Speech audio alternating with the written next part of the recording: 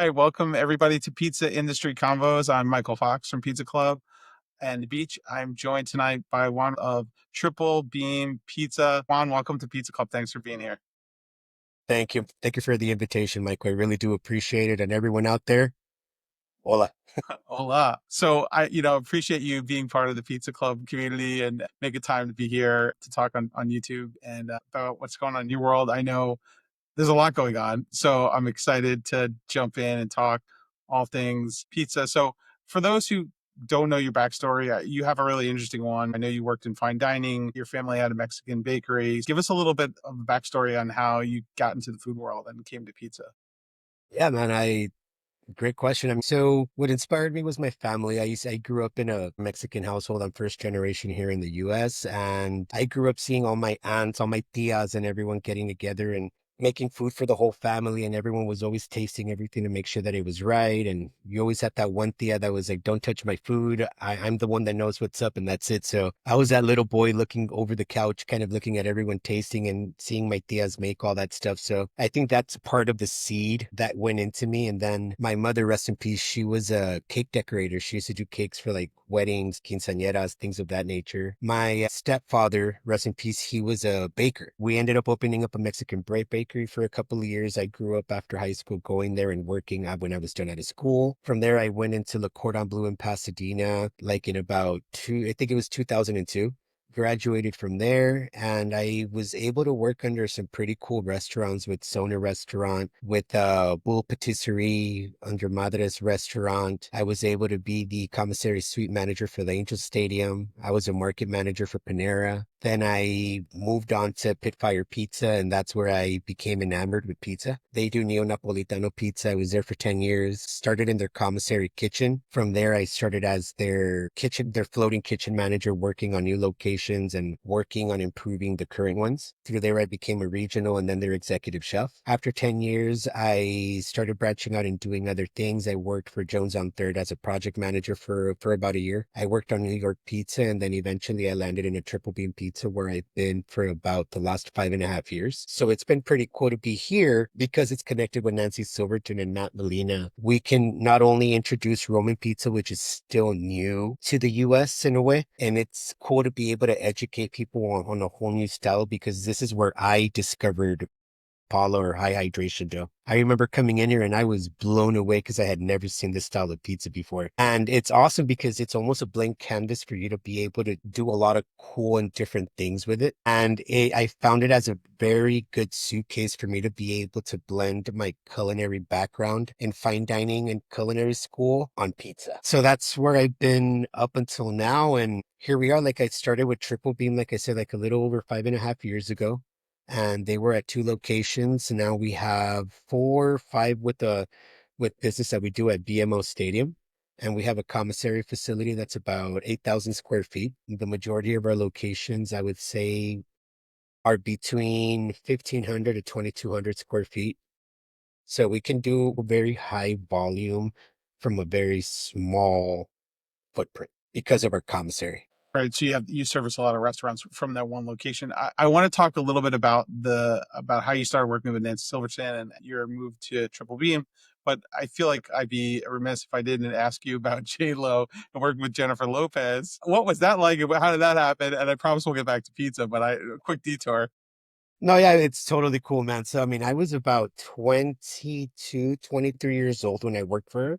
And she had a restaurant called Madres that was in Pasadena on Lake and California Street, close to there. I worked there for about 7 or 8 months or so. It was a very, very, very busy restaurant. Great food. It was a Puerto Rican Cuban style. A lot of maduros, gandules, mofongo, papa rellena. Then you have like these really good steaks and fricassee, all this really delicious food. I got there and I was completely stoked to be able to be working in her restaurant. And I remember she'd go there on Friday or Saturday nights. She'd go there late. And funny story. So I don't know if you remember a while ago when she first started dating Mark Anthony, like maybe like a week or so before that was when we would see them coming in. So that's when I started to meet her, and I met him. So it was pretty cool because I got to meet a lot of really cool people. But that restaurant was busy. I mean, when I say busy, we were turning over tables like crazy. I remember Valentine's Day was like about 1,000 covers within like about a 3, 4 hour span. It was nuts, but it was a really cool experience. It was just one of those places that her name brought so much business into it as well, that it was just boom, boom, boom, boom, boom, boom, boom, boom, boom. It was just nonstop. It was a great learning experience, and I got to learn a lot of really cool food.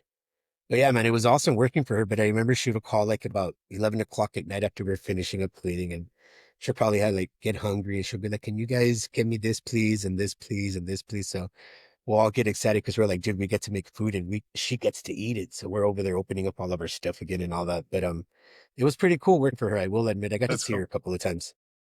Nice. Yeah, that's cool. And I think how that relates probably to what you're doing in Triple Beam, working in a fast paced, high volume, kind of high pressure situation, right? When you made the move over eventually to working with Triple Beam, how did that kind of come about? Tell us a little bit of the story about coming to work with Nancy Silverton. So I was looking for, again, because it had been a year since I had left Pitfire and I missed making pizza so much. That's when that 1 year that I was away while I was at Jones on Third, I realized how much I was in love with pizza. So that's when I started looking, right? Eventually I found Triple Bean Pizza, Nancy Silverton, all these green flags. So I submitted my resume. Next thing you know, one of the 5 owners reached out to me and said, "You know what? We'd like to talk to you. Come on in. Let's have a conversation." And about within a week, at the most, I ended up meeting with every single one of them, and they all collectively agreed to bring me on board to be their executive chef. I've met with Nancy a couple of times in the beginning to be able to get everything kickstarted and make sure that we shared the same idea. Once we did that, I had a really good notion of what we were looking for. We do tastings, and then from there it started kicking off. We got into the rhythm of things, and then they pushed off and they allowed me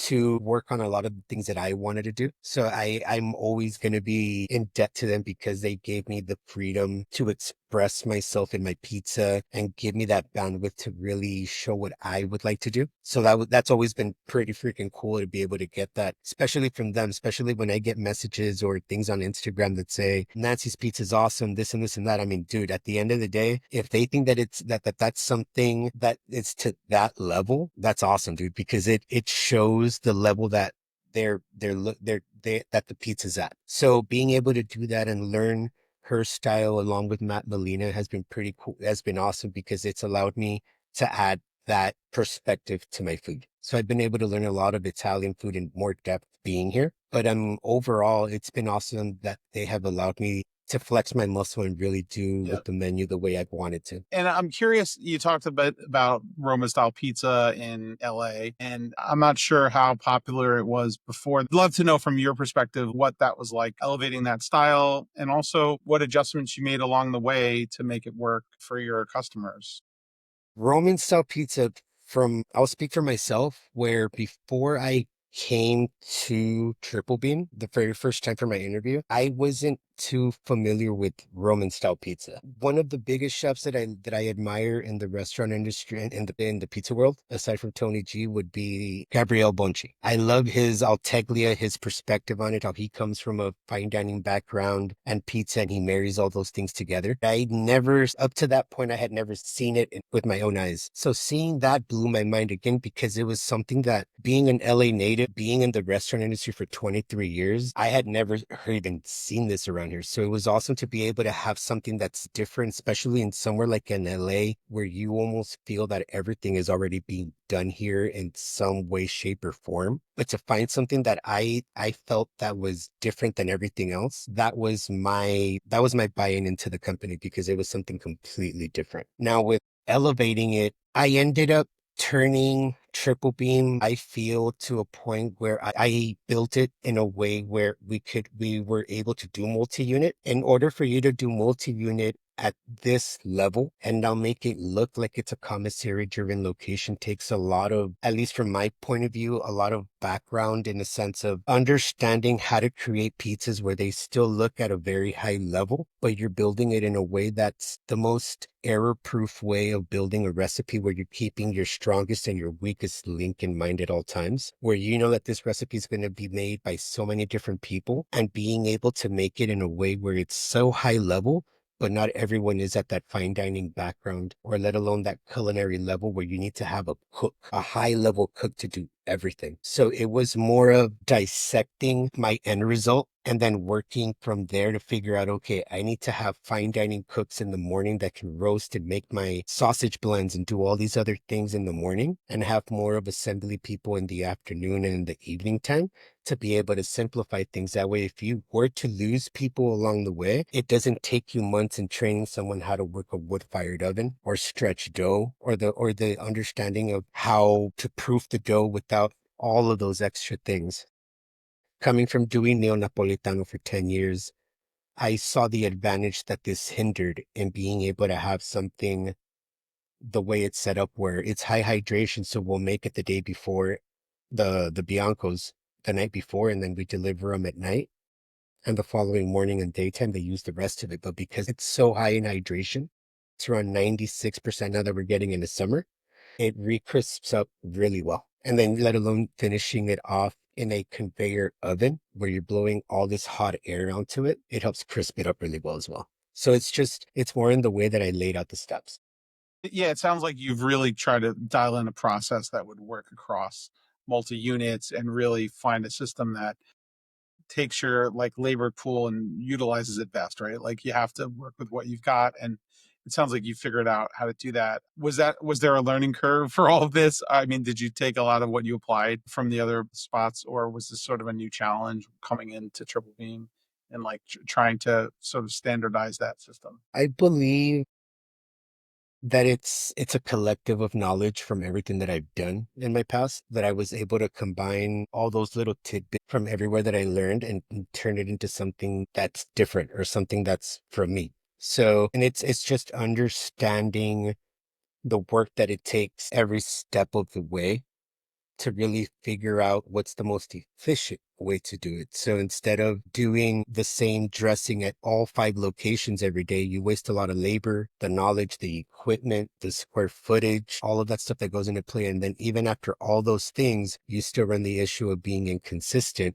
because at the end of the day, you have someone that has to work off of a recipe, and you have to understand and be a realist and have realistic expectations and saying it'll come to a point that someone does this so much that they're going to memorize a recipe, and then they'll memorize the recipe to an extent where they're going to feel that they just know that it's this much and it's that much. And then it changes a little bit and then it starts going this way. So it's, instead of doing that, you just do it in one central location, you mix it in one pot and boom.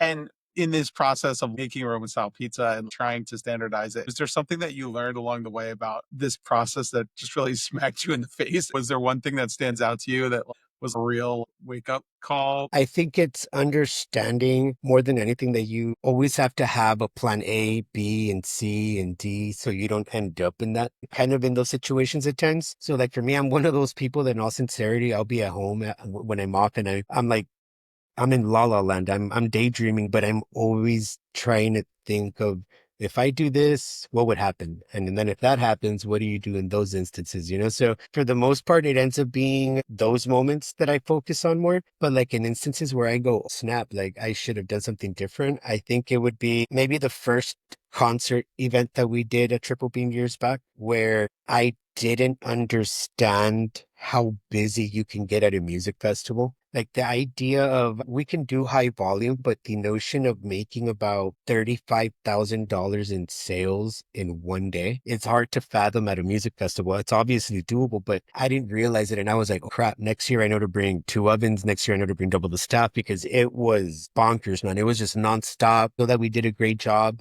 but you could always do better. But I think it's those moments where sometimes you don't expect to be so busy and then you're like, crap, I'm underprepared for it. But yeah, I would say that.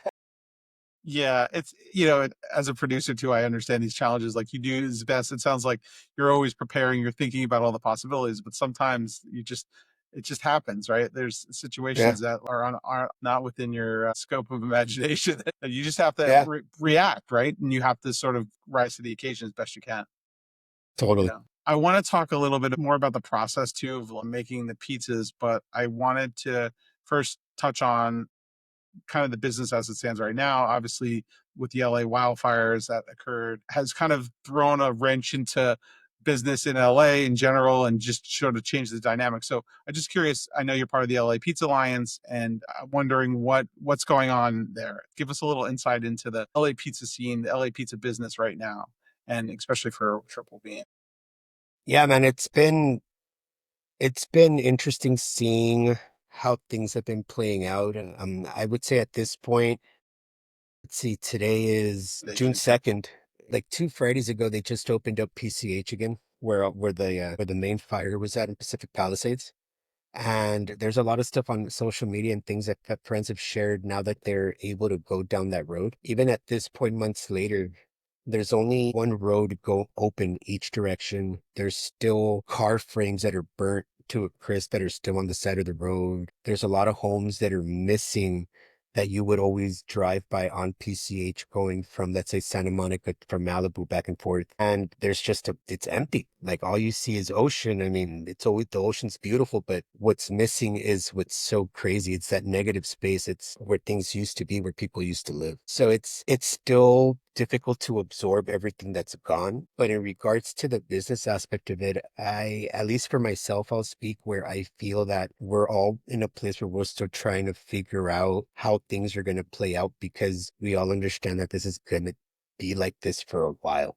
At least for myself, I'm trying to see where business is really going to settle at, because that area, especially since it's the closest location that we have to there is in Santa Monica. And our Santa Monica location is only about 2 miles at the most away from that location. And a lot of business came from there. So it's us all trying to understand how that dynamic is going to change, especially when we also had that other wildfire and in Altadena, the Eden fire that impacted the areas like Pasadena, all those surrounding areas. And we have our other location in Highland Park that isn't far from there as well. It's like about a 3 mile drive. And one of our owner's businesses, his home was almost burned down in the fire. And then he has other businesses in that area. So I think that everyone here in LA, where things are better, but I don't feel that they're stabilized yet. So we're all here. There's some of us that are still out here and that are still helping communities that are still in need.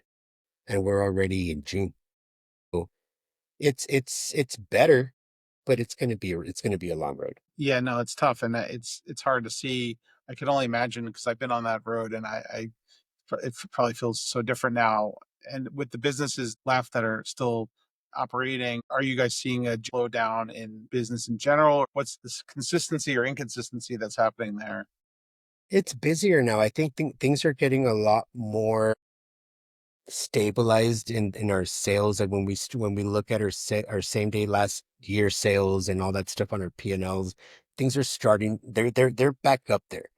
But I think it's more of being in the air where we're all still conscious about everything around us. So I think that everyone is doing well. It's just, I don't think that it's back to where it was before. So I think we're probably at about 85%, at least I think psychologically, and getting over this, because there's a lot of people that are still impacted. And all those people that are impacted were people that are close to, like I said, our Santa Monica location or Highland Park location. So it's indirectly, I know that it is impacting people and business, especially when you're right next door to them. Yeah, it's crazy. Well, I guess switching gears a little bit too, I want to talk about your pizza. So tell us a little bit about the process for your pizzas so we can just better understand that. Because I Yeah, know totally. people are curious who haven't had it and want to know a little bit more about what goes into your operation because it is a pretty big operation.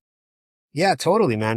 Let's see. So our regular process to be able to get the pizza out to our guests. For the sake of conversation, let's say yesterday we made our dough no later than 11 o'clock in the morning, and then we start actually working that dough. We bulk ferment it inside of our walk-in, and we start working with it starting at 5 a.m. the following day. So, for example, today. So that puts us, I would say, at about 18 hours to 20 hours of bulk fermentation. From there, we weigh them out and we roll them into batards. From there, we put them on sheet pans with a lot of semola and we cover them and we line them up on all of our racks. At this point, we bake off on a Thursday through Sunday, we'll bake off about 1,200 pounds of dough each of those days. So we have multiple racks. So once you have your batards done, we have our ovens set up here And then we'll have tables that line up in a U like this. And then all we do is have two people on this table, two people on this one. And all they're doing is stretching all of the Bianco, all of the Roman style,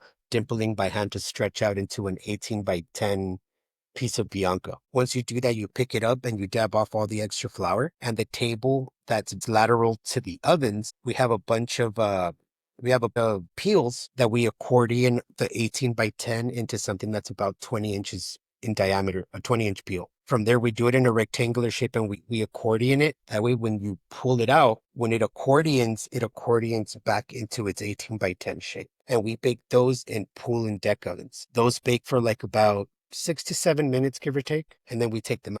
Once we take them out, we brush all the excess flour from underneath the Biancos. 36 by 10 is the actual size that we bake them off at. So we're talking about a 3 foot by 10-inch wide Bianco. From there, we cut those in half after we dust off the flour, which gives us an 18 by 10. That's a whole pizza for us.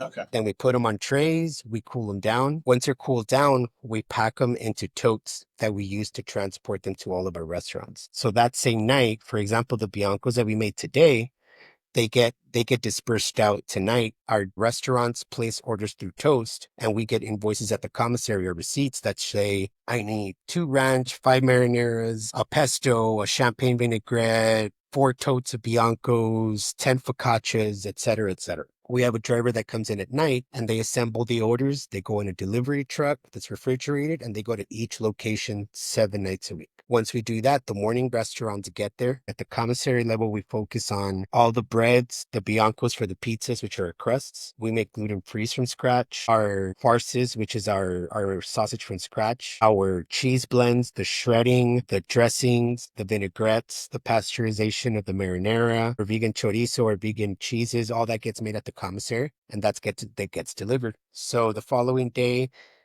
6 a.m. prep cook opens up the door. They have everything in the walk-in that the driver dropped off along with all of their produce. They put everything away. At that point, at the restaurant level, they're focused on roasting all the vegetables, the acorn squash, the cauliflower, the broccolini, X, Y, and Z. At that point, they cool everything down, but no sauces or breads or doughs or anything's made at that location other than the assembly of the lettuces and the prep. Once we get orders, we have POSs everywhere. Once we get orders, we assemble the pizza to order and they go straight into the conveyor oven. The conveyor ovens are used at the end process because at the end of the day, if you have pizza masters, if you like, ideally for me, if we had deck ovens at the restaurants or pull-ins or something like that, or marrafornis, yeah, it would be awesome. But the thing is, imagine the labor that has to go into having someone that understands how to work the deck oven and move that many pizzas around nonstop. Like at our busiest location on a Friday, we can do $18,000 a sale every Friday. Every Friday we do around 18 grand. So imagine doing 18 grand of nothing but pizza with beer and wine only being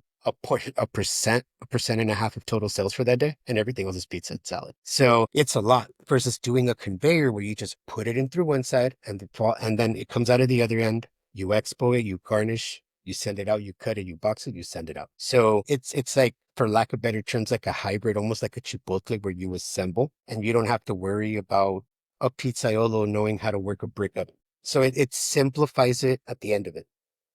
Yeah, it's really interesting because I think a lot of people don't realize that there is a way to front load a lot of this work with Roman style pizza. Like, makes it possible to do what you're doing, even with conveyor ovens, as long as they top it and prep it correctly, right? They don't really need to know how to work the oven. So that's It's really interesting. It was pretty cool last year during the summer. I did like a Pizzaiolo World Tour at our Santa Monica location. That's what we called it. But it was people like OG Papa Fern, Alex Coons, Ryan Mondragon, Jason Winters, Horacio from Tio's Pizza, all these cool cats. It was like about 13 chef. Elizabeth Faulkner was part of it. She was a finale, but it was about 13 chefs and it was every Saturday. So I was like, whoa, first of all, I bit off. So talking about going back to the whole like what was, I was unexpected. I think that was the unexpected part of understanding of 13 weeks of nonstop collabs. That was something, dude. I'll tell you what. But it was cool seeing all of these business owners and all these really awesome pizza makers come through, doing from Detroit's to tavern style to fugacetas and all that jazz, and everything came out of those conveyors. And everyone's eyebrows would be like, "Wow, I didn't know I could do that at the on a conveyor oven." So it was that. So going back to your point, it was pretty awesome seeing all these different styles coming out of those Lincoln Impingers, and they're all tripping out like, "Dude, like this is amazing! Like it's crazy." Yeah. So it's yeah, but there's so many cool things that you can do with a conveyor oven. Yeah. I just think that sometimes conveyors get a bad rep, but they're Yeah. they're awesome, dude. They're awesome. It's like a tool like anything else, right? You use it if you find the right way to use it, which you have, and make a process around it. It really can be powerful. It's not for every business model, but it really makes sense for pan pizzas, right? You've done the work, so that's really Totally. awesome. I want to talk a little bit about the future and like what you're up to and where do you sort of see the business going and where are things headed with you? Yeah, man. It's for me, at least for myself. I think I've been, let's see, I'm 40 years old. I've been in the industry for 23 years. I started at 17. So for me, I think I'm at the point in my career where it's time for me to start looking to opening up my own place. So it's something that I'm starting to dip my fingers in and venture into and see what opportunity might be out there. I'm not looking at opening up directly in LA.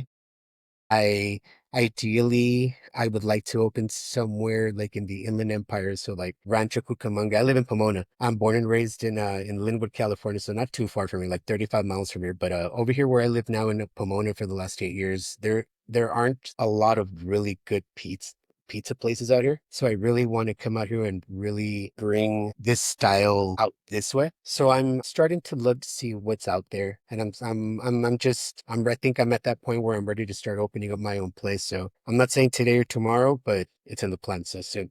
I love that. That's exciting news. And I think we all have this desire to evolve as pizza people, as business owners, as and learn and evolve. And I think that's great to hear that you're thinking about the future of evolution for you and where to take things now. Do you have a particular pizza style that you love that to make? Is there something that's really kind of near and dear to your heart? Obviously, you're doing a lot of Roman style now, but just curious, like when you make pizzas outside of the restaurant or just in general, like what is there something that you've taken to? I really love and I fell in love with Roman style pizza. And reason being is a Roman style pizzeria, like you think of Roscioli or Fornaio, where they're a bakery and a pizzeria. And that connects the two things that I love the most in food. So it's doing a Roman style pizzeria where it might not be all the time, but there's time frames when you know it's busy that you have pizzas laid out and they're ready to go. You have some focaccias, you have little patisseries, you have the bread that you can sell also.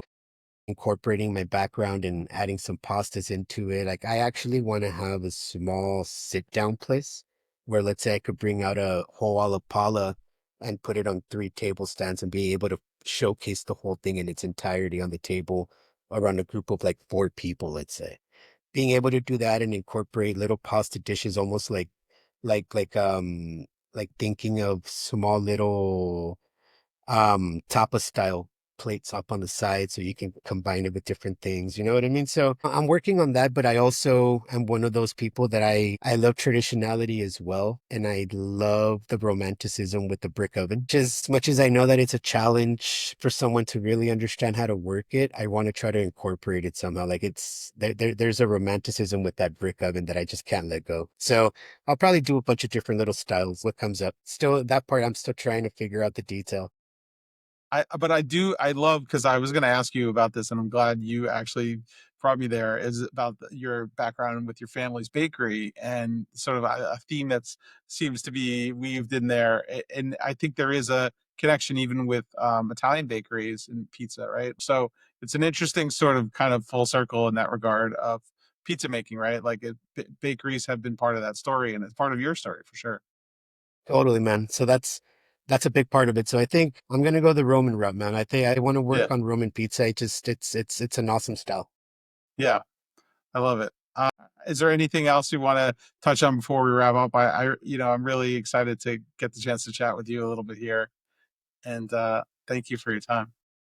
Thank you for having me. I mean, outside of that, I would just tell people just work hard, pick up as many tools as you can along the way. Don't rush the process. The more you know, the better. So when you do become the leader, you know how to fix everything. You don't want to be in a position where someone asks you a question that you don't know the answer to. So try to be as over prepared as possible. So when you do get it, you're flowing, man. But I would say is don't rush the process, and that applies to pizza dough, to your career, to everything. Just give it the time that it needs and make sure that you learn as much as you can before you grab those reins.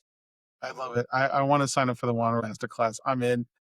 I think that would be amazing. We should have you back just for that. But no, seriously, I appreciate your insight and everything that you bring to pizza and to this community. So thank you for everything you do. I appreciate your time again. And where can people find you on social media, Juan? And what's the best way to follow you? Yeah, man, I have my own page at chef_Juan Robles on Instagram. So feel free to follow me there. I'm posting things here and there on my stories. I typically post things that are coming up new and things like that. So yeah, you can follow me there, and then at triplebeampizza.com. Thank you so much. And for Pizza Club, you can find us, I Need Pizza Club, and be sure to like and subscribe to the Pizza Club channel here on YouTube for more great content. Juan, again, thank you so much. I appreciate you for being here. Likewise, man. Thank you for having me. All right. Have a good one. Thanks, everybody. See you You next too. time. Have a good one.